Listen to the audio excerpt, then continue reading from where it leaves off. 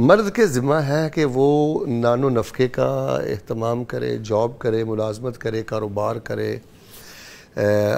حتی المقدور اچھی رہائش کا بندوبست کرے. یہ تو مرد کے ذمہ ہے، یہ ذمہ داری اس کو نبھانی چاہیے.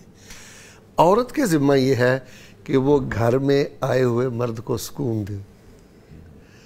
نظامی صاحب اگر وہ سکون دینے میں ناکام ہے نا تو پھر اس نے اس بندھن کا مقصد ہی فوت کر دیا. اب اس سکون میں اس کی زیب و زینت کے معاملے بھی ہیں، زبان کے میٹھے بول بھی ہیں. اگر خامد کے آنے سے پہلے وہ کسی تکلیف میں ہے تو اس کو چھپانا بھی ہے، اسمائل بھی دینی ہے، یعنی وغیرہ وغیرہ. اگر کوئی عورت شادی کے بعد اپنے خامد کے لیے سکون نہیں ہے نا جی، تو یہ ایک بہت بڑا سوالیہ نشان ہے اس کی ازدواجی زندگی پر. ٹھیک ہے. تو جیسے مرد کے ذمہ ہے نان و نفقہ اور رہائش، عورت کے ذمہ ہے اپنے خامد کو سکون دینا.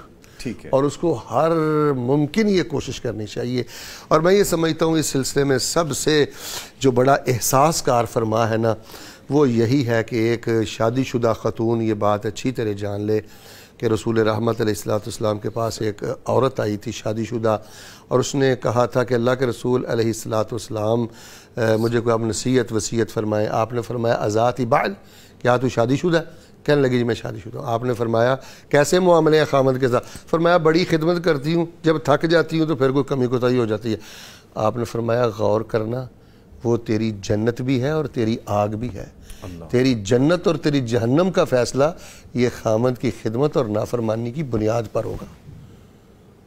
تو ایک خاتون خانہ کو یہ حدیث ہمہ وقت اپنی نگاہوں کے سامنے رکھنی چاہیے، اور مرد کو بھی یہ سوچنا چاہیے. رسول پاک نے فرمایا کہ آپ نے اللہ کے کلمے پر ان عورتوں کو حاصل کیا ہوا ہے. میں سمجھتا ہوں کہ چھوٹا سا بول ہے، اگر وہ مرد اپنی نگاہوں کے سامنے رکھے تو بڑا سکون رہتا ہے کہ یہ جو میری بیوی ہے یہ میرے گھر میں اللہ کا مہمان ہے.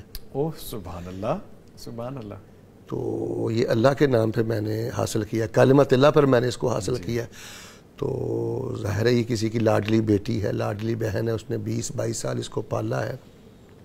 تو جب اللہ کی بارگاہ میں باز پرسی کا احساس زندہ ہو اور یہ چیزیں سامنے ہو، اور سب سے بڑی بات ہے برداشت نہیں ہے. یعنی یہاں ٹکر کا جواب دینا، یعنی اس کو بہادری سمجھتے ہیں. میں سمجھتا ہوں سب سے بڑی بات ہے جھکنا، اور جو جھکنے میں پہل کرے وہی پہلوان ہے. ہمارے ہاں نظامی صاحب اب یقین کریں درجنوں کیسز ایسے ہیں طلاق تک بات پہنچ گئی. وجہ کیا ہوئی ہے؟ بس وہ پہلے آ جان، اسی نہیں پہلے جانا، تو اینا چکراں چی گھر برباد ہو گئے. انا کی جنگ بھئی ہم نے نہیں پہلے جانا، وہ پہلے آ جائیں. بھئی پہلے بعد کی باتیں چھوڑیں، جھک جائیں. ازدواجی مسائل کے زندگی کے یقین کریں 60 سے 70% مسائل کا حل وہ جھکاؤ میں ہے.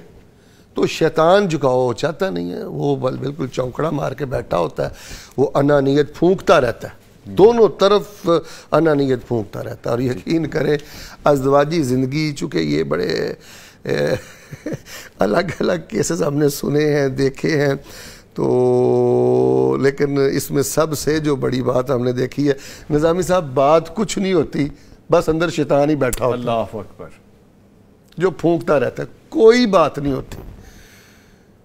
تو ہم بس ان چیزوں سے بچنے کی کوشش کریں.